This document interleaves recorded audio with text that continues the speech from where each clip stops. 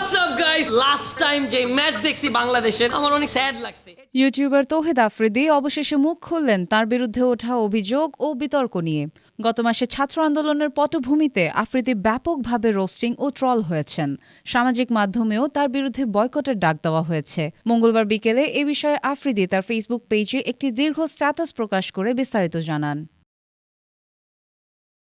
আফ্রিদি বলেন, তিনি যে পোস্ট করেছিলেন তা মূলত ভয়ভীতির কারণে এবং নিজেকে পরিস্থিতির শিকার হিসেবে বর্ণনা করে তিনি দাবি করেন আন্দোলনের সময় তিনি দুবাইয়ে ছিলেন এবং বাংলাদেশে আসার আগে national telecommunication monitoring centre NTMC থেকে তার পোস্ট নিয়ে সতর্ক করা হয়েছিল।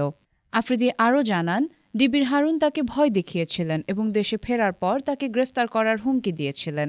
তিনি বলেন, হারুন আমাকে ফোন দিয়ে বলেছিল তোমার নামে মামলা হয়েছে, দেশে আসলেই গ্রেফতার হবে। পরবর্তীতে হারুন তাকে বলেছিলেন তার ভিডিও অনলাইনে ছড়িয়ে পড়েছে এবং সেটি সরিয়ে ফেলতে বলেছিলেন। আফ্রিদি আরও দাবি করেন যে হারুন ক্ষমতার অপব্যবহার করেছেন এবং বিভিন্ন ইনফ্লুয়েন্সারদেরকে চাপ দিয়েছেন। তিনি বলেন, হারুন তার রিসোর্টের প্রমোশনে বাধ্য করেছিলেন এবং আমাদের প্রচারণার জন্য পেমেন্টও দেওয়া হয়নি। আফ্রিদি তার স্ট্যাটাসে বলেন, মধ্যস্থতার জন্য আল্লাহর রহমত রয়েছে। আমি কোনো ভুল করেছি কিনা তা আল্লাহ জানেন। আমি যেভাবে ছিলাম সেভাবেই থাকব। আমার শুভাকাঙ্ক্ষীরা জানেন আমি কেমন। আমি বিশ্বাস করি সবাই দ্বিতীয় সুযোগ পাওয়ার যোগ্য।